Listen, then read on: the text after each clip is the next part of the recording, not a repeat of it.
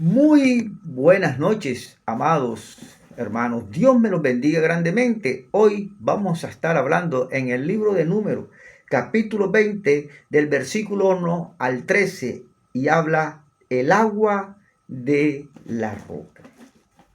Y comenzamos hablando de que habían pasado casi 40 años desde que Israel salió de Egipto. La generación incrédula ha muerto en el desierto. En, en Cades muere María, la hermana de Moisés y Aarón. Poco después, el pueblo vuelve a murmurar por la falta de agua. Dios manda a Moisés a hablar a la roca, pero él, dominado por el enojo, golpea la roca 2 veces. El agua sale, pero Moisés y Aarón reciben disciplina por no haber santificado a Dios delante del pueblo. La palabra roca viene del hebreo Selah, que significa peñasco, roca firme, acantilado y lugar de refugio y fortaleza. Selah describe una roca enorme, sólida e inamovible. No es una piedra pequeña, sino un macizo de piedra capaz de contener agua en su interior para el poder sobrenatural de Dios. En el Antiguo Testamento, la roca representa seguridad, permanencia, salvación, la presencia de Dios. Por eso David decía, Jehová es mi roca. Palabra de Dios. Hablad del hebreo dabar, que significa hablar, declarar, pronunciar una palabra con autoridad. No era simplemente conversar, era proclamar una palabra obedeciendo el mandato divino. La palabra golpear viene del hebreo nakash, que significa herir, castigar, azotar y dar un golpe. Aquí está el gran contraste. Dios dijo, habla. Moisés hizo golpea. Una palabra de diferencia cambió completamente el resultado espiritual. La palabra santificar en el hebreo es kadash, que significa apartar, honrar, tratar como santo y reconocer la gloria de Dios. Moisés no representó correctamente el carácter santo de Dios delante del pueblo. Aquí la palabra clave en este capítulo 20 del libro de Números es hablar, que en hebreo es dabar. Esta es la palabra que cambia todo el relato. No era la roca el problema, no era el agua, no era el pueblo. El punto central era la obediencia. Dios quería enseñar una nueva lección. La primera vez en Éxodo 17 debía golpear la roca. Ahora debía hablarle. El cambio de un golpe a una palabra revela un cambio en el plan redentor. Por eso vemos en el versículo 2 que dice, no, aquí dice en el versículo 2, porque no había agua para la congregación. O sea, la falta de agua representa la incapacidad del hombre para producir vida espiritual. Sin Dios siempre habrá sequedad. En el versículo 3, el pueblo contiende y dice, y habló el pueblo contra Moisés diciendo, ojalá hubiéramos muerto cuando perecieron nuestros hermanos delante de Jehová. El verbo hebreo muestra una discusión intensa contra Dios. Siempre que el corazón deja de confiar, comienza a contender.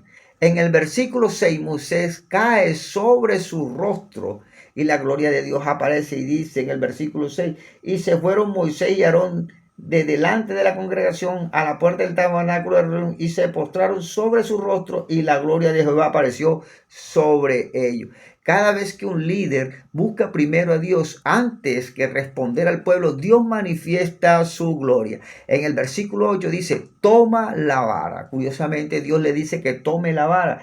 Y leemos, toma la vara y reúne la congregación, tú y Aarón, tu hermano, y hablad a la peña a vista de ellos, y ella dará su agua y le sacará agua de peña y dará de beber a la congregación y a su bestia.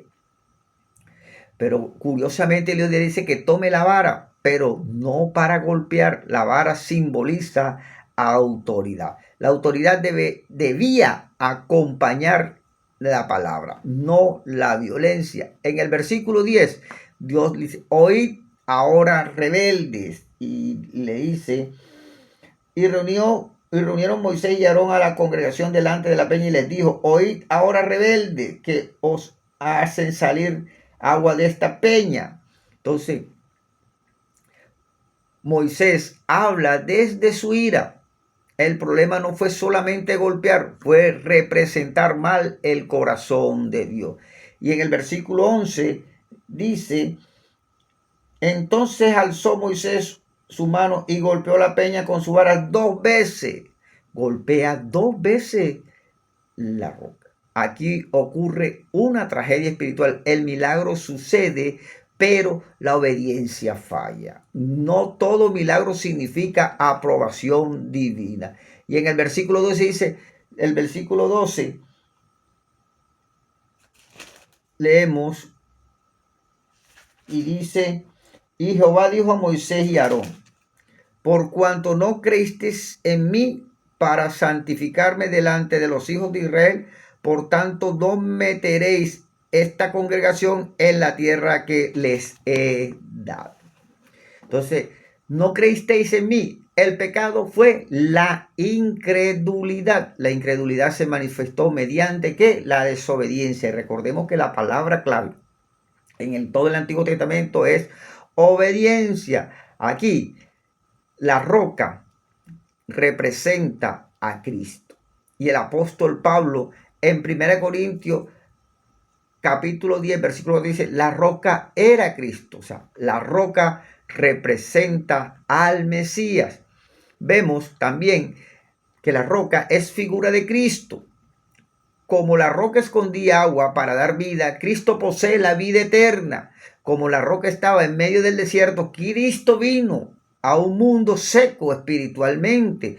Como el agua salió gratuitamente, la salvación también es gratuita. Por eso, Cristo en Éxodo 17 dice, la roca fue golpeada una sola vez.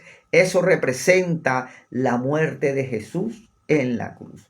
En número 20, Dios ya no manda a golpear la roca, manda a hablarle. ¿Por qué? Porque Cristo sería sacrificado una sola vez, no debía ser golpeado nuevamente. El creyente ahora recibe la gracia acercándose a Cristo por la fe y la oración. Por eso Moisés rompió el símbolo profético al golpear la roca una sola vez. Entonces, amados hermanos, la obediencia vale más que la experiencia. Moisés era un gran líder, pero debía obedecer exactamente la voz de Dios. La ira puede hacer perder grandes bendiciones. Un momento de enojo tuvo consecuencia para Moisés. Cristo fue herido una sola vez por nuestros pecados. Ahora nos acercamos a Él con fe, no con nuevos sacrificios. La verdadera agua que satisface es la de Cristo, la que Cristo da. Él sigue siendo la roca de donde brota vida para todo el que cree. Entonces, Cristo aparece en este pasaje como la roca espiritual de la cual brota el agua viva. Fue herido una sola vez en la cruz para darnos salvación. Después de ese sacrificio perfecto, ya no se le golpea. Ahora nos acercamos a Él por la fe, la oración y la obediencia. Así como el agua dio vida a Israel en el desierto, Cristo da vida eterna a todos los que creen en Él. Él es la fuente inagotable de gracia, provisión y salvación. Cuando nosotros estamos en el mundo, nosotros no tenemos, ¿cómo decirle? ¿Cómo explicarle? Cuando estamos en el mundo, estamos secos espiritualmente. Andamos como la tómbola de aquí para allá, de allá para acá. Pero cuando llegamos a los caminos de Cristo, cuando Cristo vive en nosotros, ya nosotros vamos a tener otra actitud. Ya no vamos a andar preocupados, ya no vamos a andar por el sendero de Cristo. Él es nuestra roca, Él es nuestra fortaleza. Sin Él no somos nada, amado hermano. Entonces, en esta hora, amados hermanos, recuerda que Cristo murió por ti y murió por mí para redención de nuestros pecados. Él llevó a la cruz los pecados que Él no tenía por qué llevarlos, pero nos dejó la salvación por medio de la gracia, un don no merecido. Así que, amados hermanos, en esta hora, te digo, llega el arrepentimiento para que Cristo transforme tu vida y tú seas de la estatura del varón perfecto que es Cristo. Dios te bendiga, Cristo te ama.